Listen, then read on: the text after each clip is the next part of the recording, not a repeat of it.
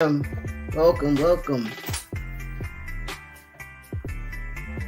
Right, you should be live on. All right, let's see.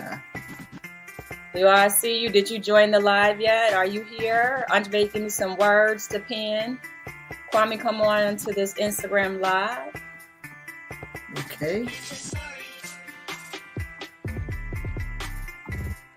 Okay. Coming. What's up, Sue? It's always so good to see you. And I got a little lipstick on my teeth. You can feel it when you have lipstick on your teeth. I felt it.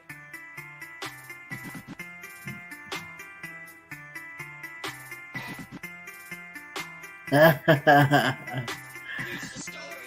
right, just give me a minute. Can you see the comments coming in? Is that what's happening? We got the comments coming in over here on youtube.com/Shamika Chronicles. And this is also a collab broadcast with Trans Machine. Did I say that right? You did. Okay. We're going to tell the people's all about it. Just pinned it, 1010 Talent. Right. Yeah. I don't have my earbuds connected yet. Yeah. I think that was my computer's situation. Let me know if it goes away in a sec. Okay. Kwame, so don't go live because it says that you started a live. You have to join my live and then I invite you onto the live. Okay. For a Trans Machine? On your Instagram. So go to Instagram and then you'll see that I'm live. I think I just crashed Instagram. I think I just crashed Instagram. It's so crashable. It's okay. So crashable. It just went black, but we all right on here on StreamYard though. Yes. Instagram, always on another program. On another tip. Yes. So if I can't though, but we're here and it's gonna take me a minute, But I'm ready. I'm ready here on StreamYard, though. You know what I'm saying? Yes. Ready here on StreamYard. What's up? I am Tionia. Did I say your name right? Tionia Burton. I don't think I've ever met a Tionia. I got a heart, so I must have said it right. What's up, Tally8620? Welcome. We are about to do a T3IP bunch. That stands for the 1010 Talent Internship Program. So we have another intern that I am introducing to you all today. Your Instagram still not up yet? It's downloading. So we gonna let Instagram do what it do over here. We're not gonna waste. Let me know as soon as it's. Oh no, we're not getting started until Instagram's up. Oh, what? Yeah. Oh, that's how it goes. Oh, man, that's how it goes. Mm-hmm. Oh, man. No, fault of my own here. Instagram wants to try to crash the party. But how's your day, Shamika? It's going really good. All right. Good. Brian from Dallas, Texas. Hey there on Instagram. Thank you for stopping by.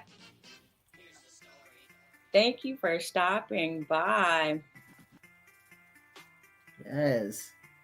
Instagram is almost what y'all can't hear on Instagram is that we have some wonderful theme song music playing right now. You could hear it if you came over to youtube.com/Shamika Chronicles. Yes. And you could hear it.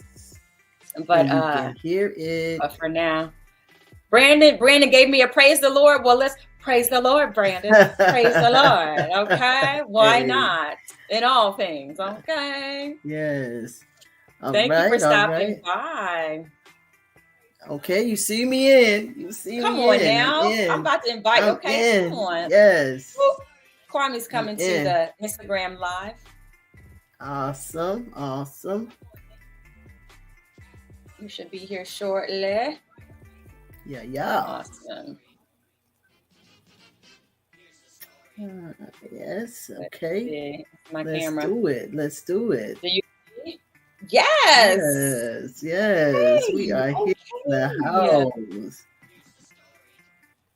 We are here in the house. Okay, let me just do what I always have to do every time, which is get my earbuds to connect. Okay. And we are gonna be ready to rock and roll. Mm-hmm. Yeah. All right. Okay.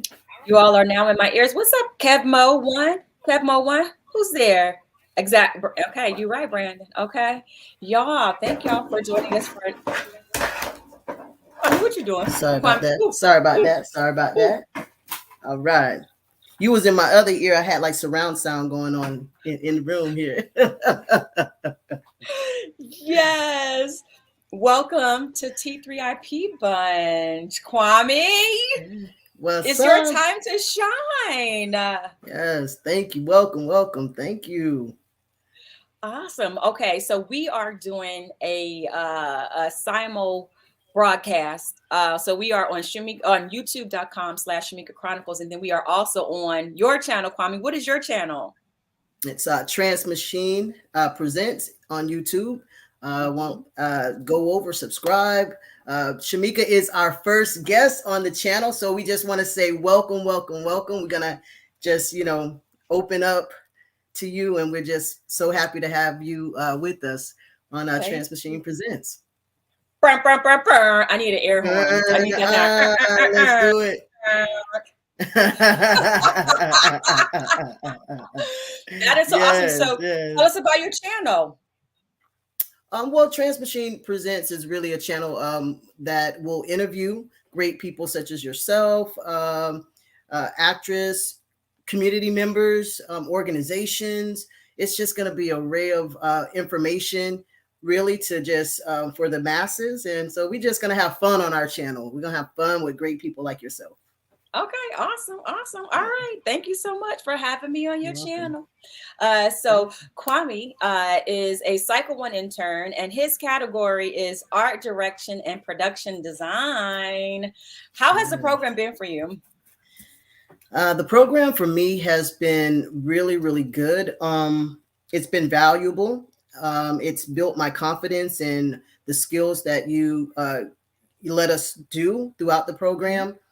At first, I didn't know what to expect, but I opened up, and I mean, it's just been amazing. It's been amazing meeting great interns that are just amazing in their craft as well. Kwame, where you located? Hollywood, Florida, down here in the Sunshine State. Yo, Kwame is all the way in Florida. Kwame came to Cleveland for the brand shoot and was amazing. Absolutely amazing. It was so great to have you there and so great to meet you in person, because before that I had never met Kwame in person. So it was so good to be able to see you face to face in person and to collaborate. Awesome. Toyette said, "Let's get it, Kwame." Hey, Toyette. Man, amazing person as well. Yeah, so Toyette and Kwame know each other because they're always in the Conscious Conversations Dear Edward chat. They're always there. And Kwame is always there because Kwame is one of my associate producers for Conscious Conversations. Kwame gets me prepped and ready to go. So if you don't got T3IP interns, I don't know what kind of intern you got, but my interns keep me ready to rock and roll. So thank you for all that you do, Kwame. This is the end of Cycle 1. So yeah, it's been an amazing journey. I've learned a lot. I've received a lot. And so I'm just really grateful. So T3IP Bunch is all about the interns getting the chance to have a conversation with me that we share with everyone who's tuned in on Facebook or YouTube or Instagram. So Kwame, I will turn it over to you. What are we talking about today? What?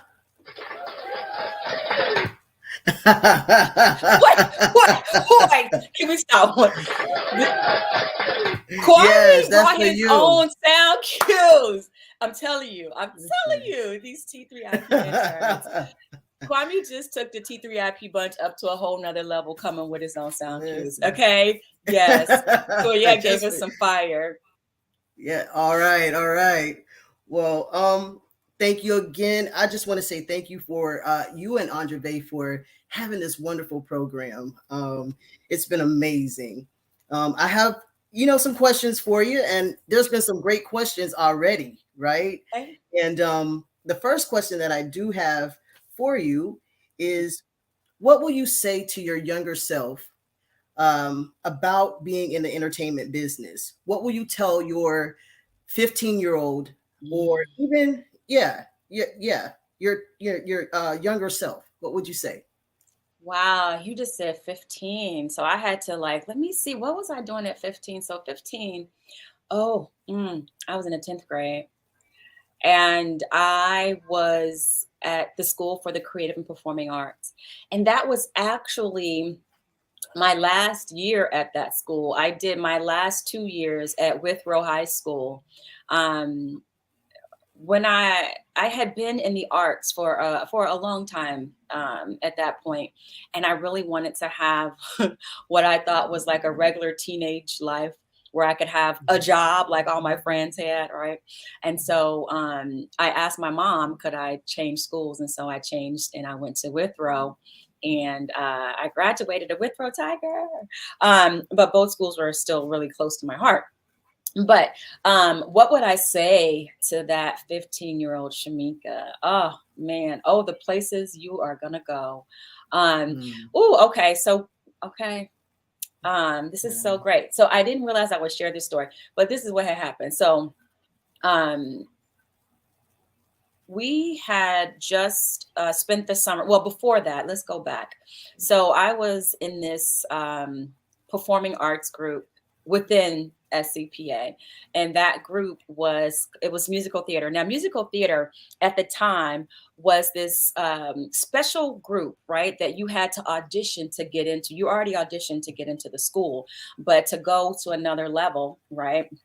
Who was it? Chris Dunby asking if there's levels. Yeah, that's a good one. There are levels. So I auditioned and I got into this into music theater. And so it was a special group.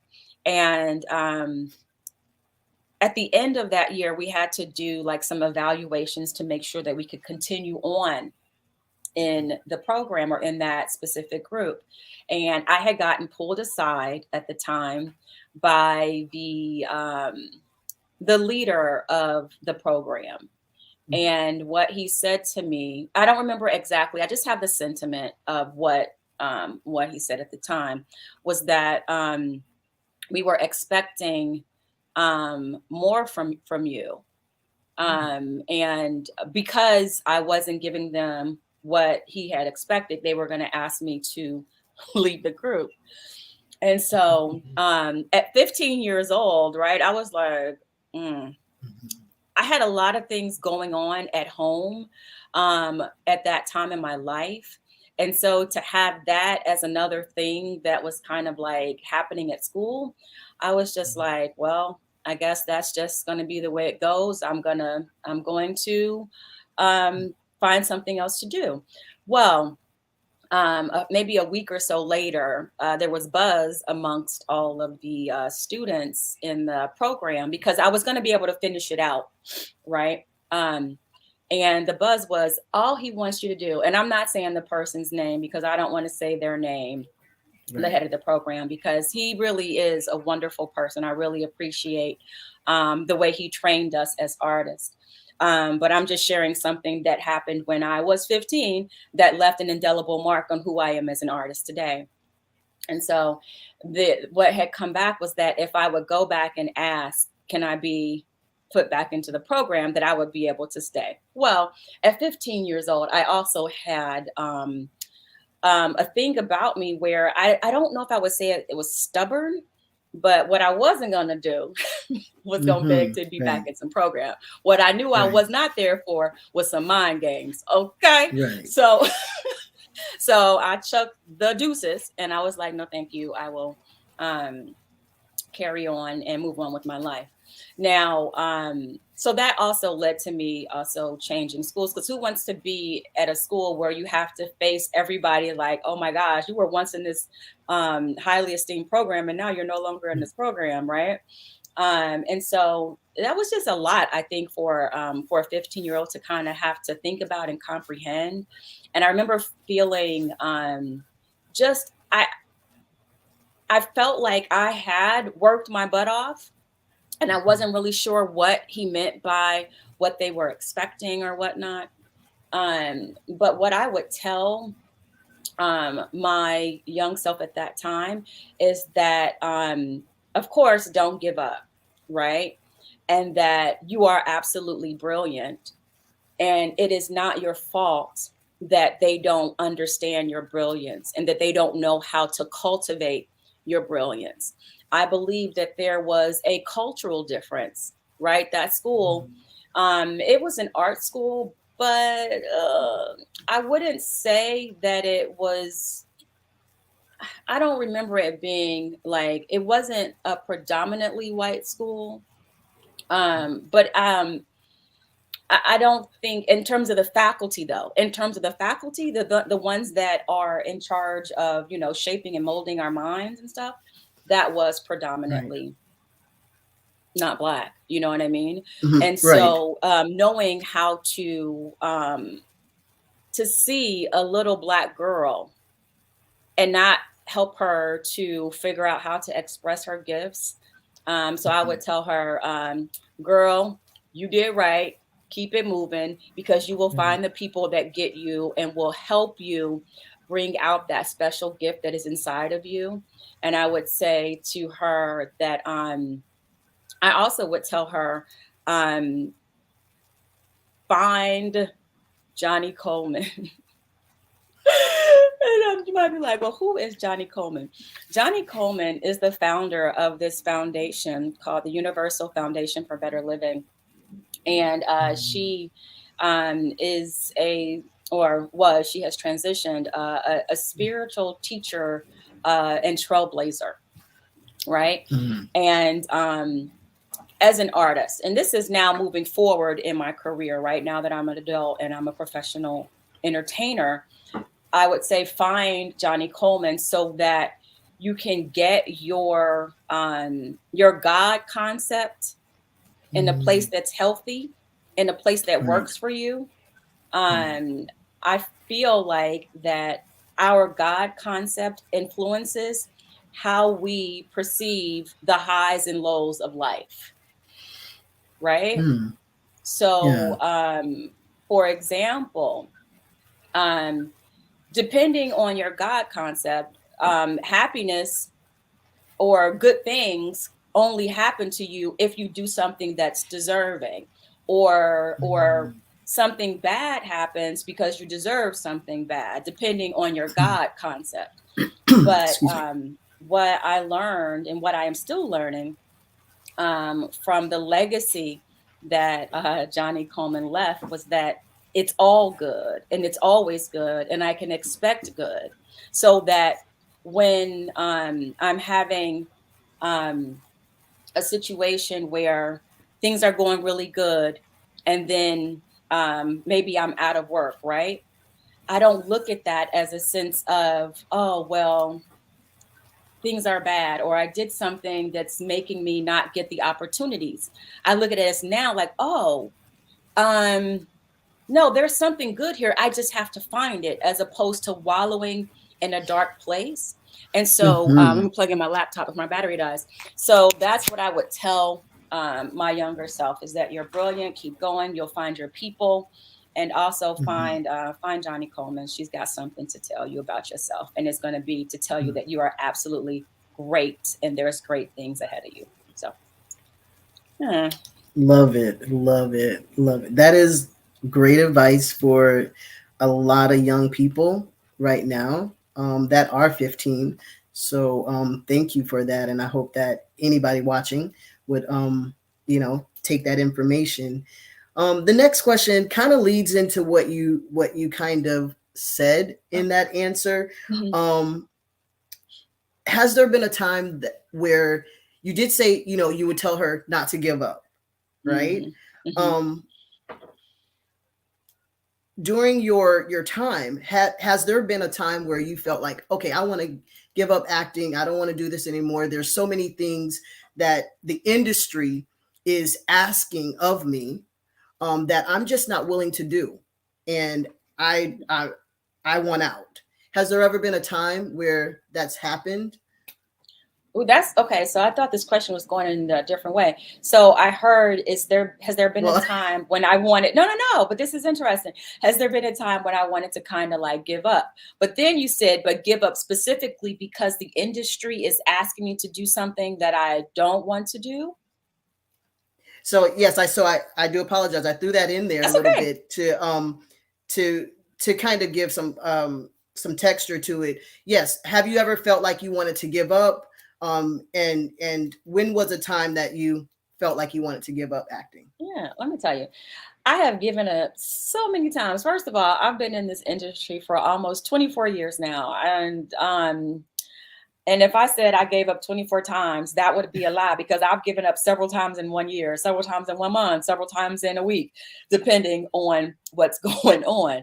I remember, excuse me, there was a period of time when I had just been so disappointed. My expectations weren't met, right?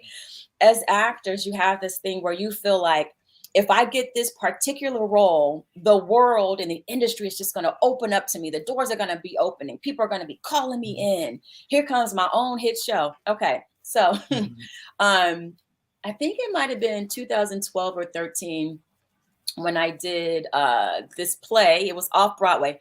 Well, it wasn't my first off-Broadway show because I'd already done some off-Broadway shows with the Classical Theater of Harlem, really wonderful shows. But this was my first lead in an off-Broadway show. The name of the show was Bullet for Adolph. And that show was co-written by Woody Harrelson and Frankie Hyman, right? Exactly. I'm like, what? I got cast in a lead for a Woody Harrelson play off Broadway. Come on, get out of here. Every network's about to be calling me. Okay. Right. All right. So, well, what had happened was that didn't happen. So the show, we had a nice run. It wasn't super long. But it was a nice run. It was a wonderful experience. And I thought we had some really great work, some really great laughs. I really developed my comedic chops. I really developed my romantic comedy chops. It was the first time I was being seen as a romantic lead, because before that, it was like The Wire. It was more, I think I had some Law and Orders by that time. So I was really also getting a chance to introduce myself in a new light in the industry. So I just thought, like, once they see this part of me, right, they get me, right? And so after that show, I might have had maybe one interview with a network, and then after that, it was like silence. Silence. Okay. And I had this this thing that I was still struggling with, right? So this is 2012, right? How long? So 2012, I was in the industry, started 99. So I'm in the industry 13 years, right? By this time. And I'm still struggling with this this philosophy about the business. And I still was kind of applying this meritocracy view to the work, that if I work hard, if I take all the classes, I'll get to a place to where I'm finally good enough and I'm finally viewed as good and people will give me opportunities, right? And at that time, I had been taking classes. If I wasn't in a show or working on something on film, I was in class for almost 13 years straight. That was me. And I was like, okay, I've done all of this. I had this play off Broadway, and I'm still not getting the response that I want. I was like, you know what? I can't do this. I can't do this. Like, when I think about it right now, like, that was a real place for me. I was like, I can't do this. This is, I had already had so many ups and downs, right? You think you finally get this one moment that's finally going to make up for all the disappointments you had before, and it doesn't pan out that way. So the energy that you put in, you know, it's not rewarded. It wasn't rewarded in the way that I thought it was going to work out for me, right? And so I went into like a dark place, right? bitter. I remember I used to walk past the rehearsal space. It was the Snapple rehearsal hall, where I would walk past New World Stages where we had the show. And if, instead of feeling, oh my gosh, I just had a wonderful experience, I just felt nothing but just disappointment. And so from that dark place, and I needed to find something to kind of lift me. And so that's when I started shooting pool again. That's when I said, okay, I said, Shamika, you need something, one, that you can do that takes your mind off of acting. And for me, shooting pool was that thing. I could shoot for hours. Time melts away. I don't think about nothing except those balls and me on that table. That's all I think about, right? And so I said, that's what I'm going to do. And people always said, okay, well, you need a hobby or you need something else to do. Because I was so just focused on acting, right? It was all about my career. So I was like, I need something else to do, because this career, if that's all I got, it's really not doing it for me. And so I started shooting in pool leagues. I started shooting at Amsterdam Billiards, Steinway Billiards. I started joining leagues and meeting people there. And then I got to this place where in my mind, and I was telling people this, like people who would ask me, you know, like, what's going on for you, right? I would be like, well, me and acting, we separated, right? We separated. We're not divorced, right? But y'all don't know that we sleeping in different rooms right now, okay? So the rest of the world, I ain't gonna tell y'all that I quit, okay? I will still show up if I get auditions from my team. But on the inside, I'm like, acting, I ain't messing with you no more. I'm about to be a professional pool player, and acting, catch me later if something comes up. But that's where I was. I needed a way to kind of like to separate and heal my heart, right? And then, you know, things happened, and my philosophy about acting and the craft changed.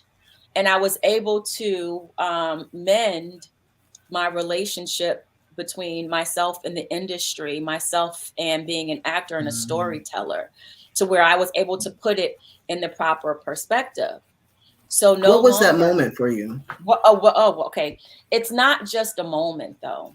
Or and what happened? Think that, okay. Ooh, okay. So what happened? Well, that's another long story. So pool was great. That was all. No. This is, I can give you the cliff notes though. So pool was great. I was playing pool. I was happy. I had auditions here and there. I might even had a couple bookings here and there, but maybe not that many. And then I had a family tragedy. Okay. That rocked me again. Right. So it's like, so I'm getting rocked. I'm like, I don't know what's happening. And so then I hit burnout. And I don't know if you've ever had burnout, or if there are people on here who have experienced burnout. And I think burnout is different for everyone because it affects like your nervous system. It affects your adrenal glands and things like that. It affects the chemicals in your brain. But I had no ambition. I didn't want anything at that time because I was so burnt out. And so I had to go to therapy. I had to go get help and to rebuild myself, right? And it ended up leading to me taking a year off.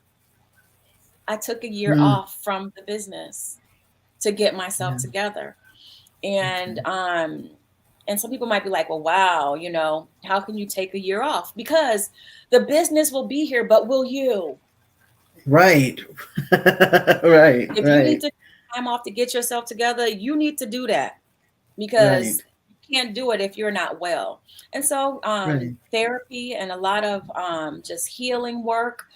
And I slowly began to reprioritize and really redefine what it meant to me to be an actor, to be a storyteller, to practice this craft.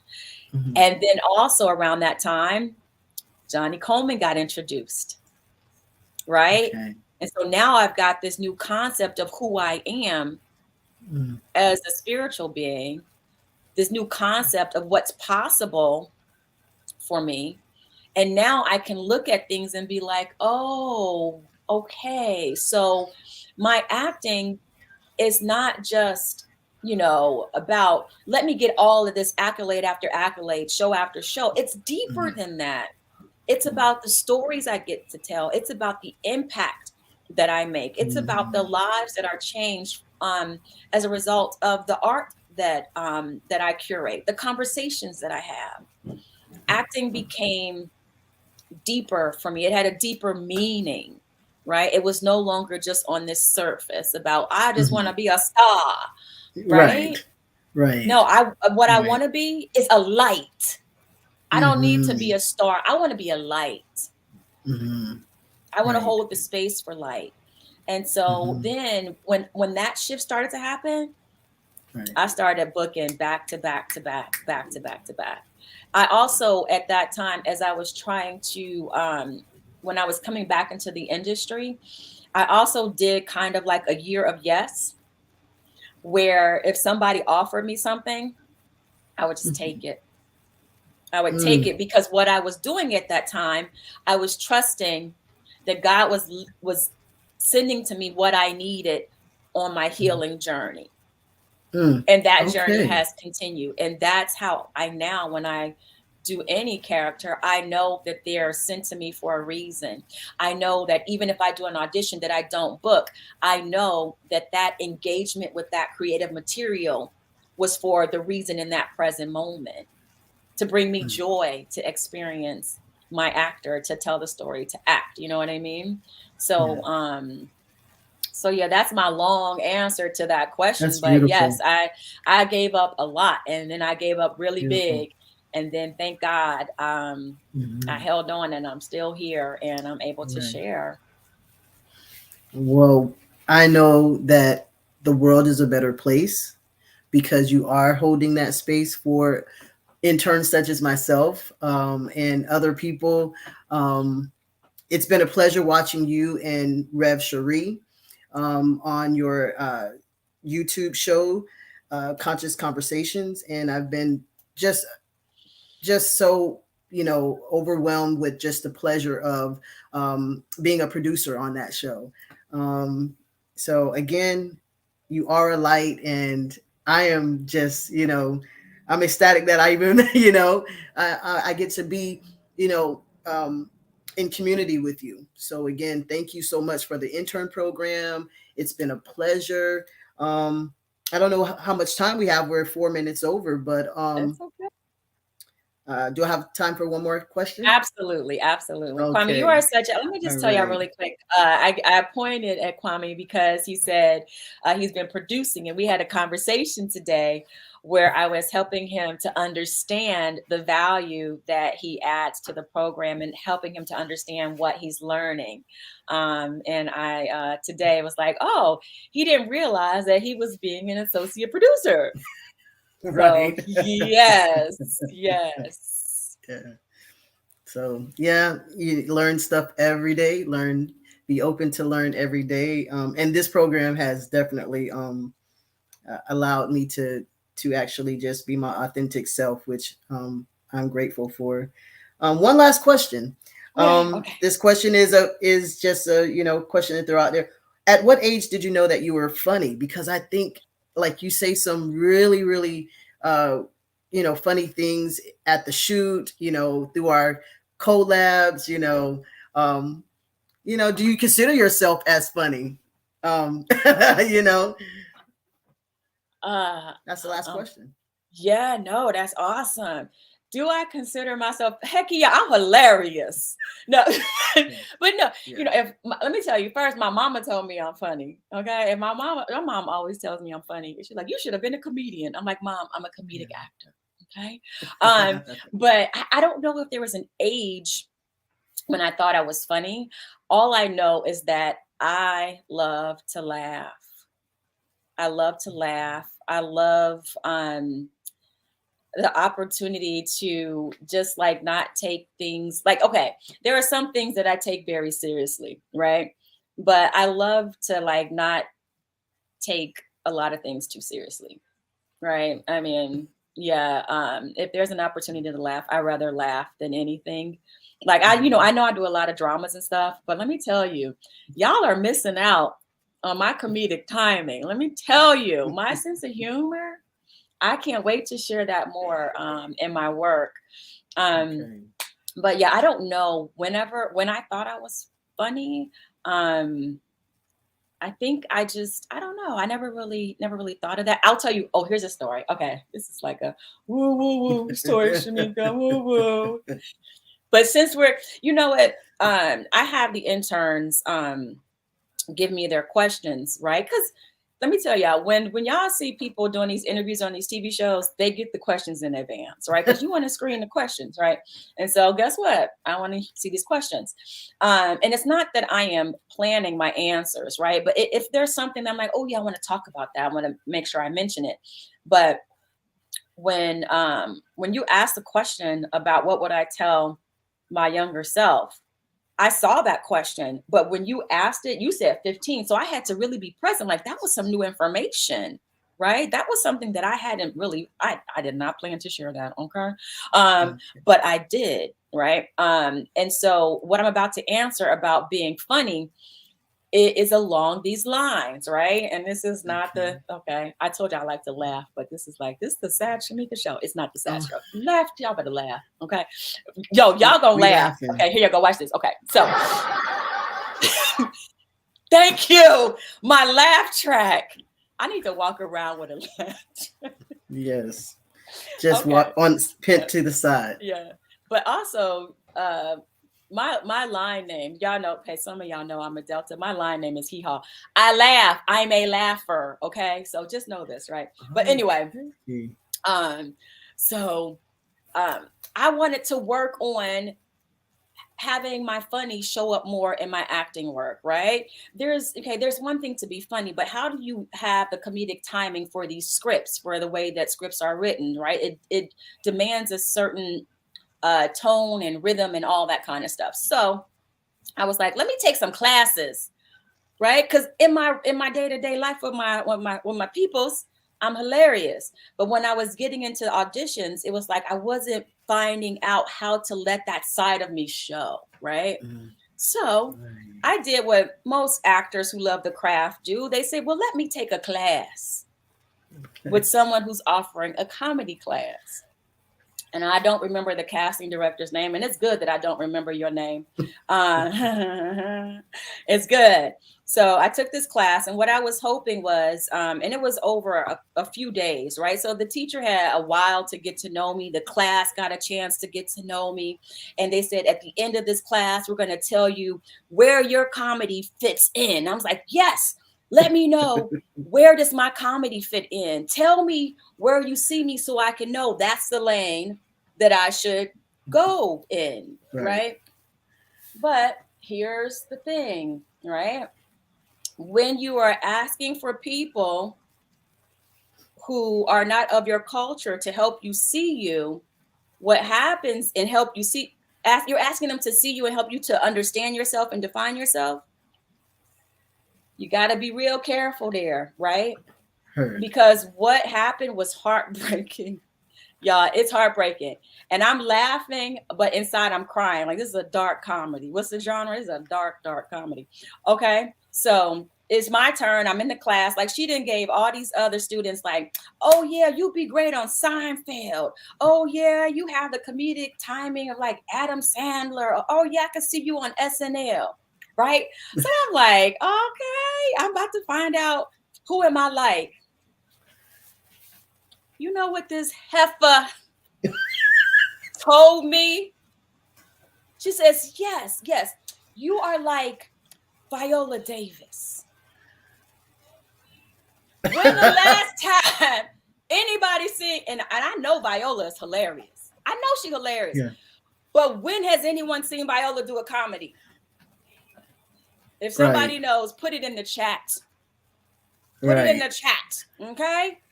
And this was about, this wasn't a recent class, of course, right? This must have been about, this is about 10 years ago. About 10 years ago, right? Wow. This might have been before I quit acting, and this no, I'm telling you, it was like all this stuff was happening. My heart broke.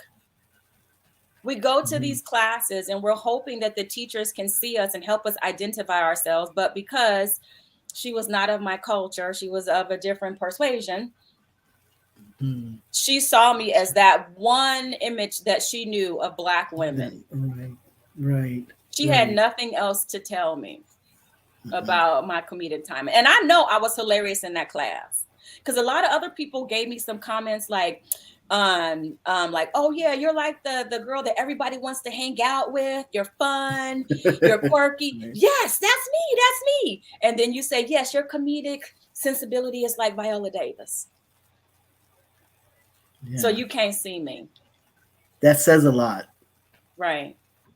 So, and I don't know why that has been, well, not that I don't know why, but being able to be seen is important to me. So I offer that to others because as you saw, when I was 15, I wasn't seen.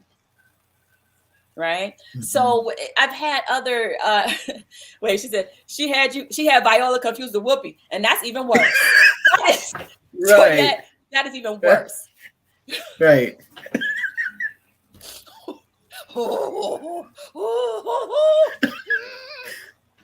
My ancestors are rolling over in my DNA right now.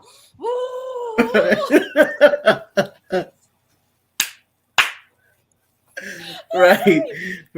But that's why, and so maybe those things are part of my story so that I can hold this space for others and add to the conversation about how important it is to be seen. Right. And how important it is for Black artists to work by other Black artists, other Black playwrights. Right. I remember, and this conversation is going on way long. But like, when I think about early in my training, a lot of times the pieces and the plays that we were working on, they weren't by Black authors.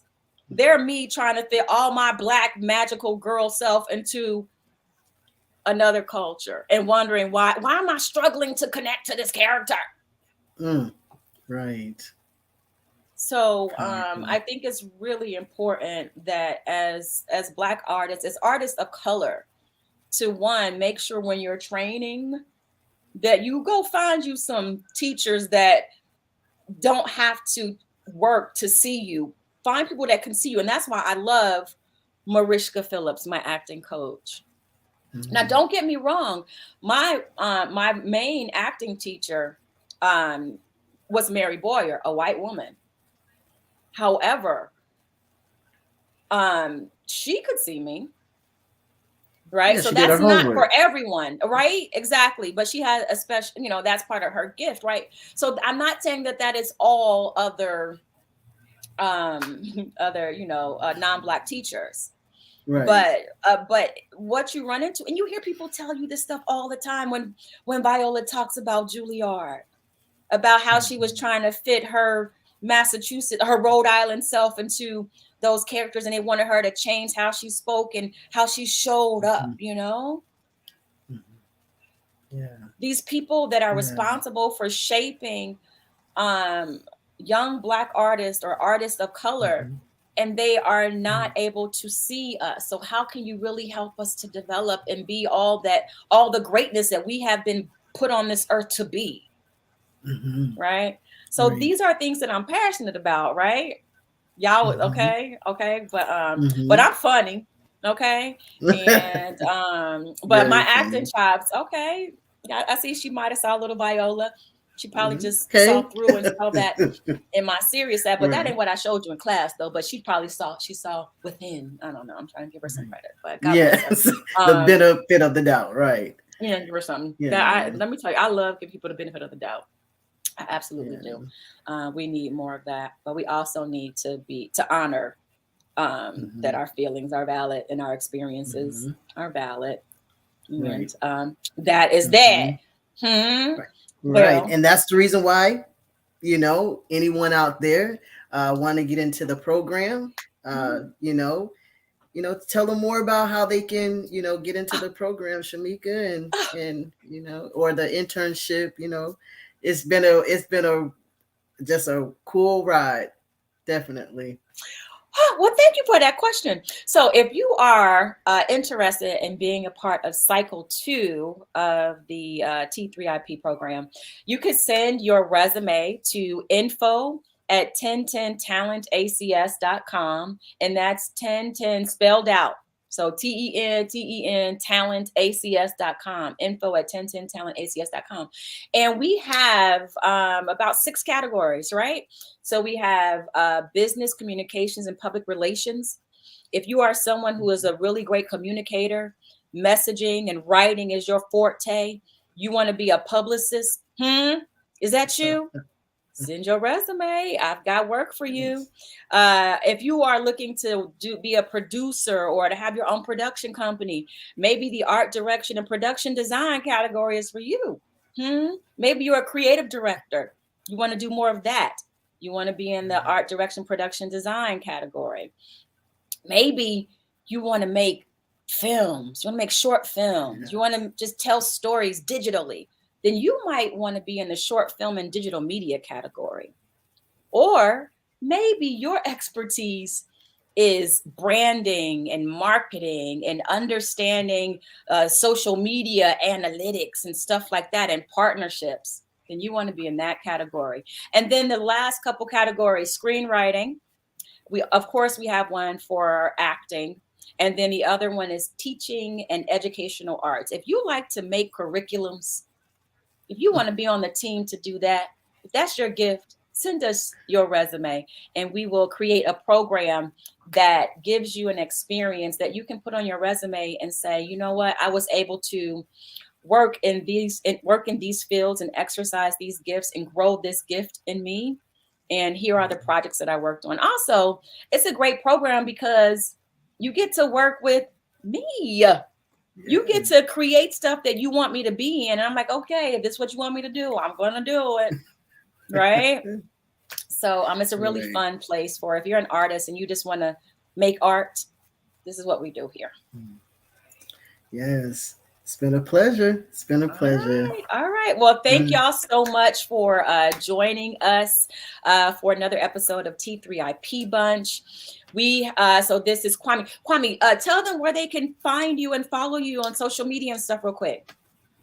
Okay. Well, you can follow me at Cue to Sound Vocalist on Instagram, and also Trans Machine Presents on Instagram. You can follow the YouTube channel. Definitely, we're going to have some great content coming soon. So again, it's been a pleasure. Thank you so much for tuning in to the channel today. All right. And so we'll be back with our last T3IP bunch for cycle 1. It is going to be on Saturday at 8 o'clock. Saturday, 8 o'clock. Saturday is the absolute last day of cycle 1. And I am so glad that it is going to be Nezare Dixon. She attends my alma mater, Central State University. She is graduating this year. And so she spent time here in this internship program. So we will be hearing from Nezare on Saturday. We wish you, it's probably already happening right now. She's having a play that she wrote. It is being performed right now in Robeson at Central State University. So I know the cast is doing phenomenal. But yeah, come back on Saturday for the last T3IP bunch cycle 1. All right, Instagram, that's a bye for you. And then Facebook and YouTube, it's a bye for you. See you next time. See you next time.